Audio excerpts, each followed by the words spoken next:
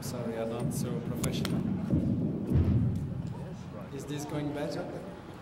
Yes? It's a great honor for me as a participant to the international delegation Inspectors for Peace with 16 European countries and a very strong Algerian delegation.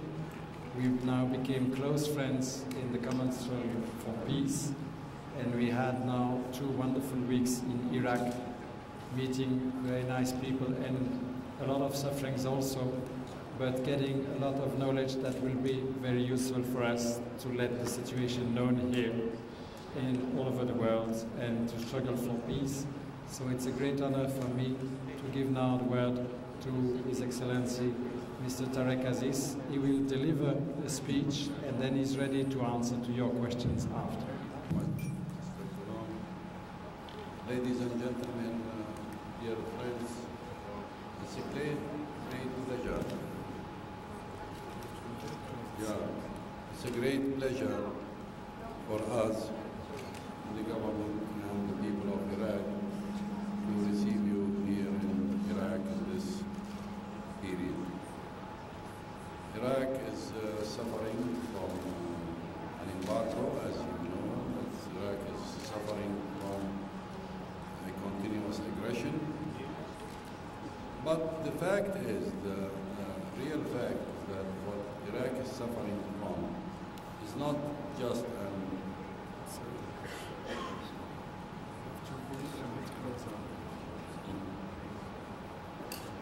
what Iraq is suffering from is not an Iraqi issue only. This issue is of an international nature.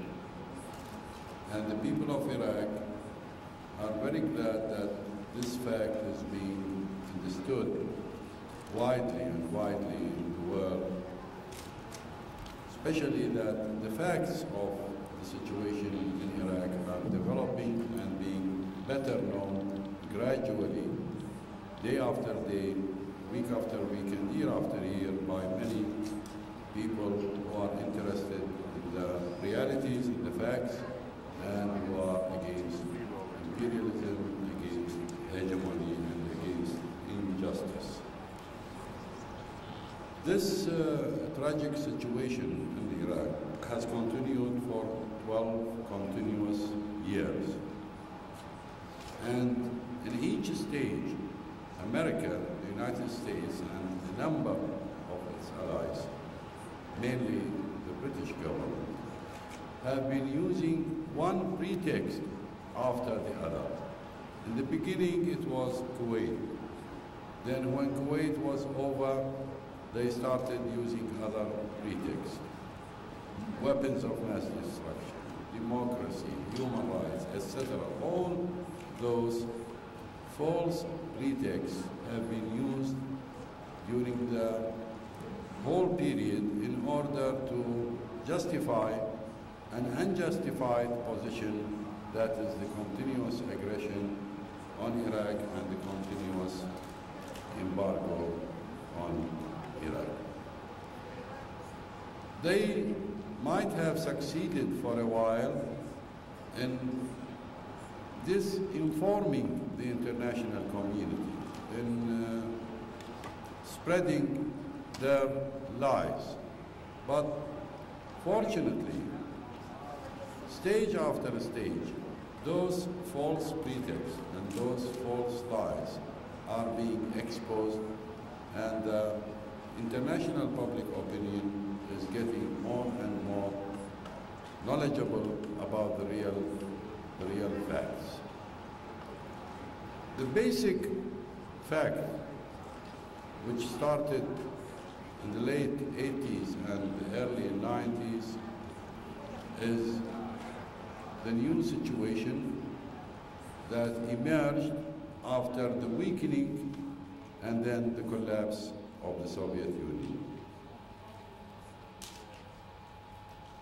In the late 80s and early 90s, and mainly in 1990, it was clear to George Bush, the then President of the United States, that the balance of power internationally and regionally, and I mean regionally by our region, is shifting against the Soviet Union on the one hand and against the Arab states on the other. So he realized, as an imperialist politician, that time has come for the United States to take over, to influence the whole oil region. At that stage, America had a great influence in the Arab Peninsula and in the Gulf. Iraq and Iran were independent. They are still, fortunately, independent, and they were not under the influence of the United States. And in these two countries, there are huge oil reserves. And in Iraq, the fact is that officially, everybody knows that Iraq has the second international reserves of oil. Many experts say not the second, the first, that Iraq has more oil reserves than Saudi Arabia and other countries. For an imperialist politician and an imperialist establishment like that of the United States, they want to dominate this country. They want to put it in their own hands. And through that, they can influence everybody in the world. Every nation which imports oil for its survival. And that includes Europe, it includes Japan, and it includes many, many countries in the world. That was the major reason of the whole conflict, that Iraq was independent. Not only independent, but Iraq was also encouraging independence in the region, encouraging the Arab nations, the Arab peoples, the Arab governments to be more independent, to be more close to each other in order to face the hegemonic policy of the imperialists. Not because we hate the others, but because we want to live in peace, yes, but also in equality, not to be under the thumb of the American imperialists. So that is the major reason. And it is still the major reason. When they speak about democracy, about human rights, everybody knows, all honest men and women know that this is a lie, and a flagrant lie. Happily, they are being exposed by their own deeds. For instance, lately, a few weeks ago, in Venezuela, President Chavez is a democratically elected president. His parliament was democratically elected. His government, the same. Suddenly, a few number of officers in the darkness created or managed a coup. And then they lied, as their superiors in Washington do. They said President Chavez has resigned. President Chavez disappeared because he was actually arrested. Well, in any constitutional government, and the case is in Venezuela, there is a vice president. President Chavez has a vice president. They did not, after the alleged resignation of President Chavez, bring his vice president to take over the presidency according to the Constitution.